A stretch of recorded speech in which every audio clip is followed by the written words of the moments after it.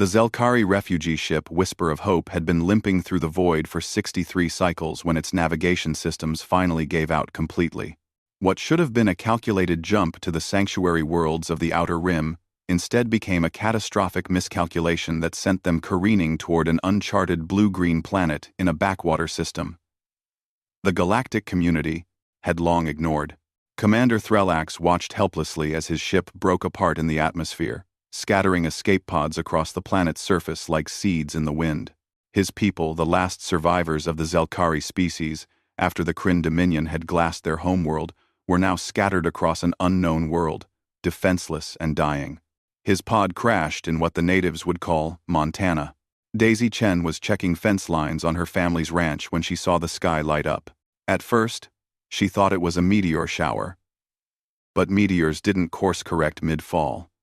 And they certainly didn't deploy parachutes that looked like nothing she'd ever seen before. The pod landed hard in the north pasture, leaving a smoking crater and startling the cattle into a panicked stampede.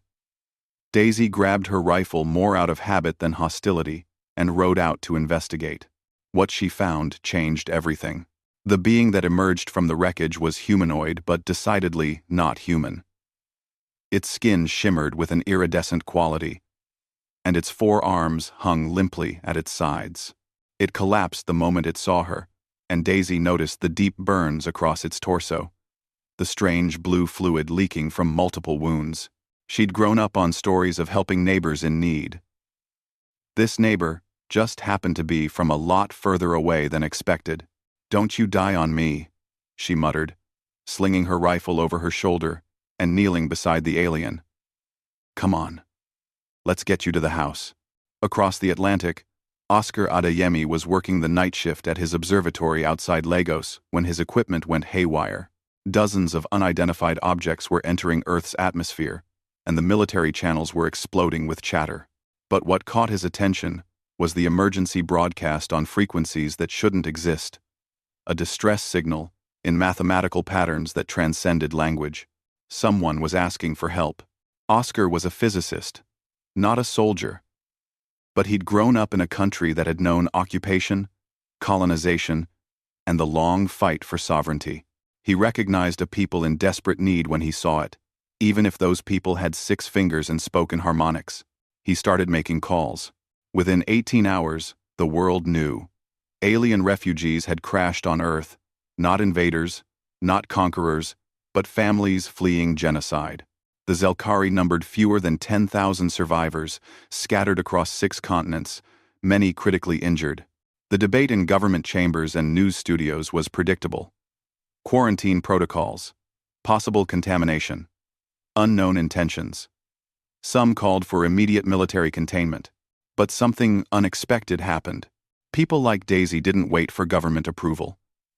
She'd already moved Commander Threllax into her barn, used veterinary supplies to stabilize his wounds, and called every doctor she trusted.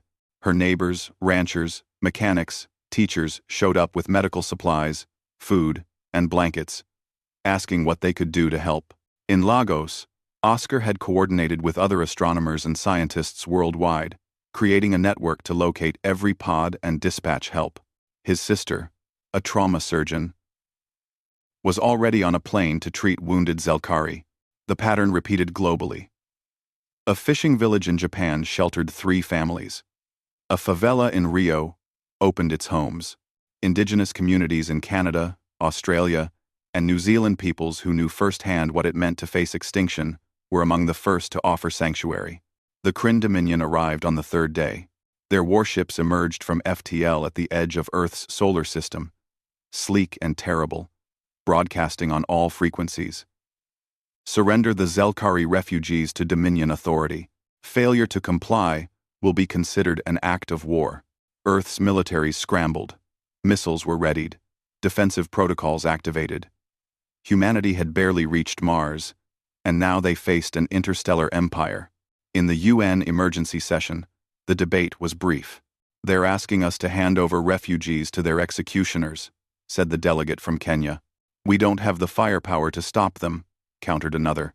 "Then we make them go through us anyway," said the American representative quietly. The vote was unanimous. Daisy stood in her pasture with Commander Threllax, who had recovered enough to stand. He stared at the sky where the Kryn ships hung like dark stars. "Your people should surrender us," he said, his translator device rendering his words in accented English. "We are not worth your extinction." Daisy checked her rifle and smiled grimly.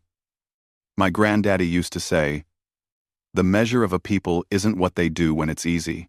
It's what they do when it costs everything. Besides, you're on my land now. That makes you my responsibility." Around the world, the response was the same. Humans, armed with weapons, centuries behind Dominion technology, took up positions around Zelkari refugees. Farmers with hunting rifles, police with service weapons, veterans with old military hardware. They knew they couldn't win. They stood anyway. Oscar watched the fleet positions from his observatory, running calculations. The Kryn could glass Earth's surface in hours. But something was happening. The Dominion ships weren't advancing. Then the transmissions came, not from the Kryn, but from dozens of other species across the galaxy who had been watching. The Althari Concordat, the Silicon Communes, the Free Worlds Alliance. All of them had seen Earth's response. "If the Dominion attacks a species for sheltering refugees," came the Althari message, "they declare war on the principle of sanctuary itself. We cannot allow it." And then, one by one, Allied fleets began jumping into Earth's system. The Kryn Dominion, faced with a coalition war they couldn't win. Months later, Daisy found Threllax in the pasture, watching the sunset. The Zelkari had been granted refugee status, not just on Earth, but throughout the Allied systems. His people would survive. "I have been thinking," he said, "about what you said. The measure of a people. We thought we were alone, that no one would stand for us." Daisy smiled. "You crashed on Earth by mistake. But I think you landed exactly where you needed to." Threllax's forearms gestured in what Daisy had learned was Zelkari laughter. "Your species is very strange. You barely have starships, yet you threatened war with an empire. Why?" She thought about it, about all the humans who'd stood up when they could have stayed down. Oscar and his scientists. The families who'd opened their homes, the soldiers who'd drawn a line in the dirt. "Because," Daisy said simply, "that's what neighbors do." And in the sky above, new ships were arriving, not warships this time, but builders and teachers, species from across the galaxy who wanted to meet these strange, stubborn humans who'd decided that some things were worth fighting for, even against impossible odds. Earth had made its introduction to the galactic community. They'd made it count. The end.